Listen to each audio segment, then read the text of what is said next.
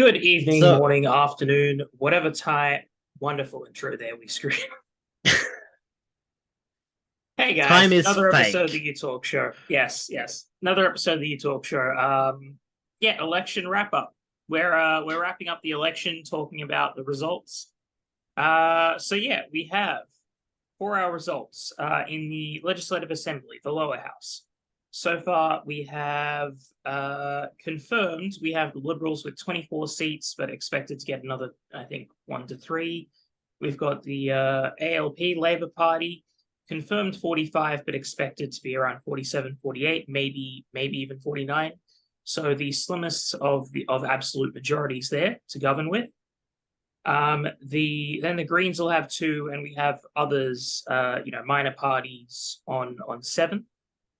And so that's the lower house. And in the Legislative Council, we have the Labour Party with about probably going to get about 8 seats, Liberals and Nationals with about 6, maybe 7. The Greens with 2. One Nation with 1, and Liberal Democrats, Shooters, Fishers, and Farmers, and they might get 1. They're just a little bit off a quota, but it looking like they'll definitely get a seat on 0.87% of the needed quota. Is Mudboy Jeremy Buckingham. So, I would like to thank New South Wales for quite probably giving us back our what I would consider to be one of, if not the best, Legislative Council representatives that we had, that we unfortunately lost in 2019. I will give a tentative thank you for that. We get it. You vape. More personally, I'd like to talk about the Blue Mountains for a moment because I mentioned in the previous recording that I was voting for a candidate, not a party. I was voting for a candidate with a track record of doing the hard yards and being effective. Trish!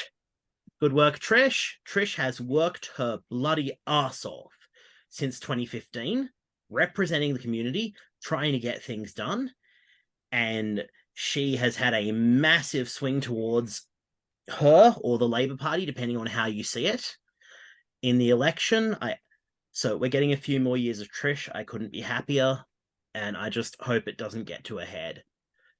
The rest of the candidates in my seat, I literally don't give a damn about. One of them's a conspiracy theorist who thinks the universe is against her because her hypnotherapy clinic closed, and then her opening night performance was stopped by a lockdown. One of them is a Sustainable Australia candidate who doesn't actually seem to stand for very much. One is the Liberal candidate, who, again, and one of them is a Greens candidate, Ms. Condi, who works as an academic at Western Sydney University and has all the typical Greens credentials: climate justice, environmental protection, housing justice, all that good stuff. She wasn't going to make it out alive. And I believe, what's going on in Kyle's Thunderdome? What's your So seat I'm like? So my seat, I mean, look, my seat was a foregone conclusion. Joe Halen in Summerhill. Mm-hmm. It's there was probably no chance anyone else was going to win. She's got like over 70% of the vote now. And she's Um, also got a proven track record of trying to advocate for the community and doing the work, much like mine. yes, she's very well liked here, and with good reason. But I was just looking through to see how the Shooters, Farmers, and Fishers were doing. But I just found out that there are apparently another. So you know how Helen Dalton left Shooters, Yep. Farmers, and Fishers. So I was looking because my memory was that they had Barwon as one of the seats they were in. The one where it contains like the northwest 40% of New South Wales, the really big one. But Yeah, it's saying yeah. here that that the independent who is ahead, who was part of the Shooters, Farmers, and Shooters, Fishers, and Farmers, it's saying that he's an independent formally with the Shooters, Fishers, and Farmers. So I didn't know, but apparently he left the party as well. Um, That is an interesting development. yeah, and also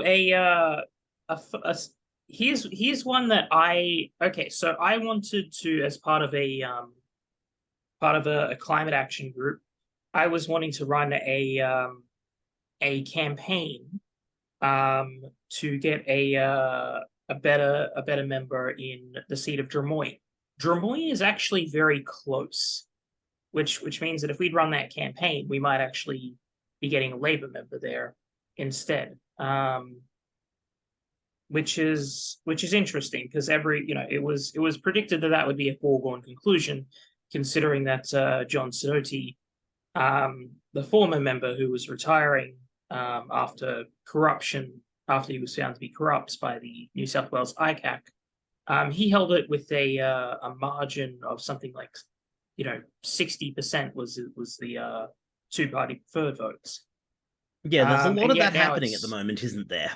yeah, huge swings towards Labour. And so I'm trying to find um Don't try and find that right now, Kyle. Like we've got I'm trying to find the out. fund. Here we go, Murray, Helen Dalton. So Helen Dalton's won her seat with 2/3 of the vote. Love that Wonderful for her. there. Great. Okay, great choice, Murray. All right, you have impressed me. Helen And Dalton, also an excellent candidate with a proven track record of doing the right thing and engaging with the community and getting things done. yes, yes. Orange, wow, Orange, 73% for the independent there. So, Yeah, I there's actually quite need a to lot. check on Bathurst because I think we have Mr. Tool up there. Um,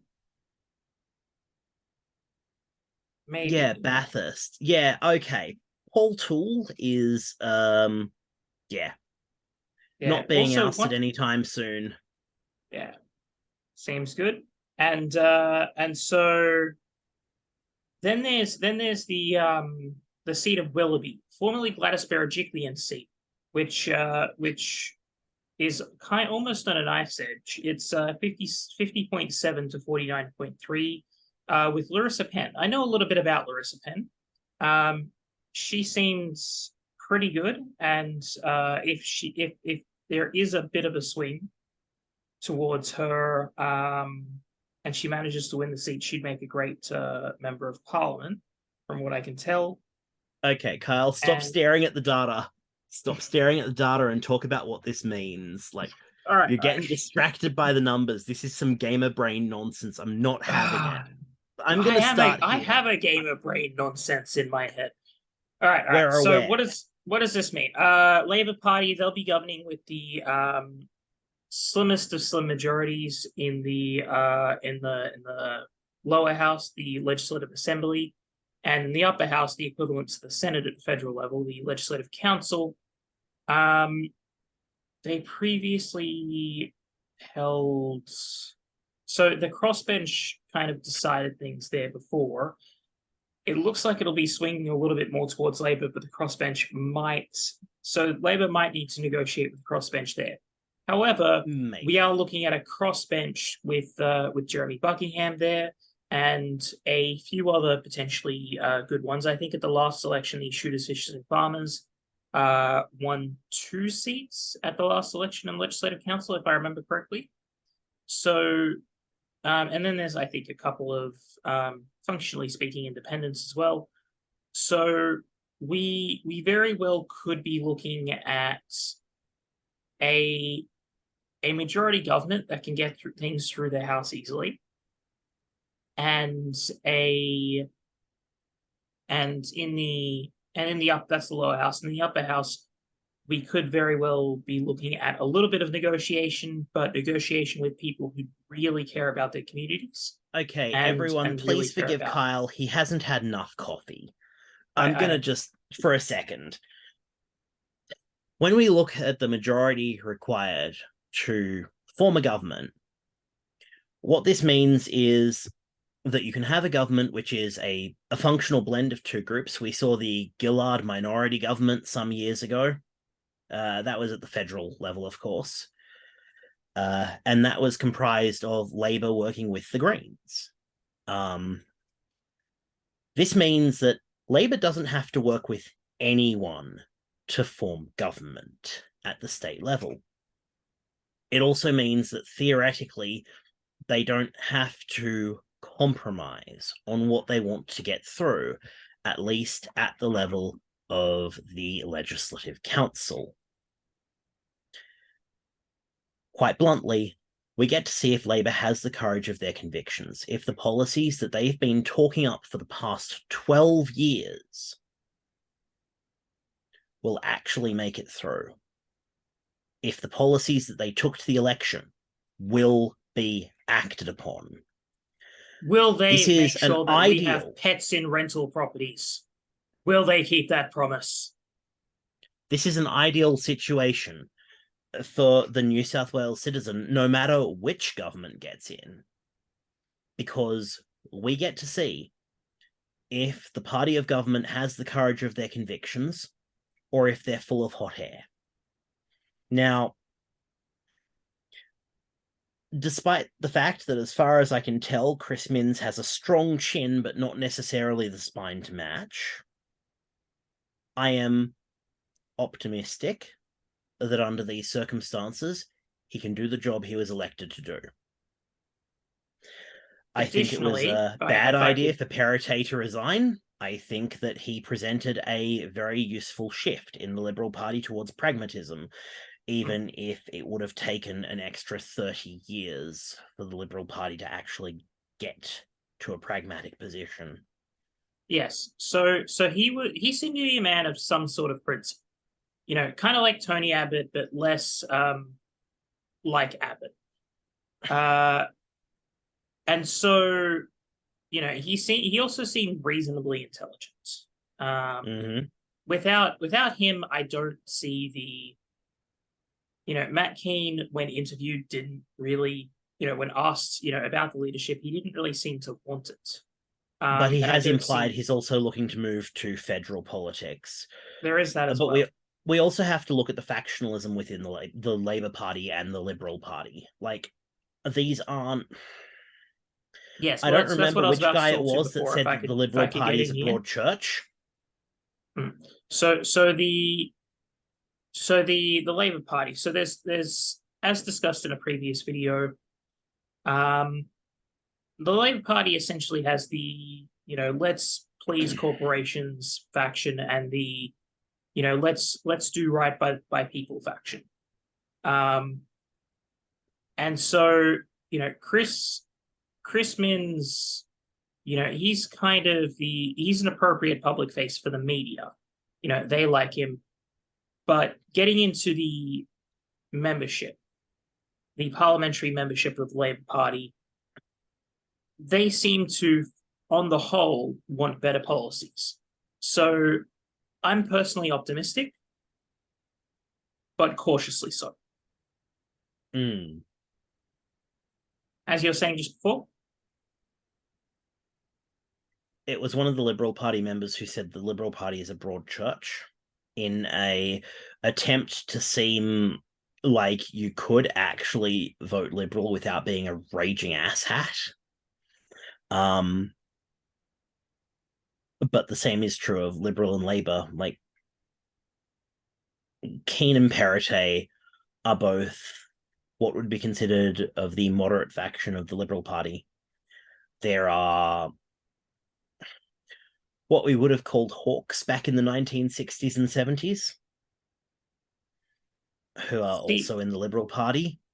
Yeah, see, this those are your people like Dutton, who are very law and order, very pro-industry, very authoritarian, very power consolidation. And you have, ironically, people you'd call liberal who are advocating for a slightly lighter touch. Right now, all we know is that Perrottet and Keane are potential candidates to lead the Liberal Party. Well, not Perrottet anymore. What we don't know is what the power dynamic looks like in the party room, which factions may decide that I have heard this approach wasn't working. Yeah, so I have heard a little bit about this. So essentially there's sort of two factions of the Liberal Party, the dries and the wets. One is just a bunch of corporate friendly, pseudo parliamentarians that will do anything for their donors. Yep. The others are fairly the same, only they like making sure that things like the arts and the opera house are fully funded, so that way we can have glorious performances of esoteric, Tosca. esoteric art-like performances of. No, it's always Tosca, mate. I don't know what that these is. naff people love Tosca. What is Tosca? Tell me after this. Tell me after this. But Tosca is one of the time. most celebrated operas in modern history, you cretin. I don't watch operas. We need to fix that. We need to Okay, get into we'll government solely so you have an excuse to go and see a damn bit of culture. Hey, Oh. I'm very cultured, just in a different way. Cultured like yogurt. All right, so we're pretty much run out of time.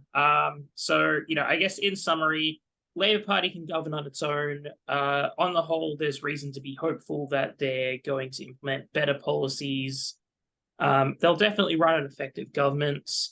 Liberal Party is kind of out in the wilderness, and it'll be difficult to see them pick up the pieces.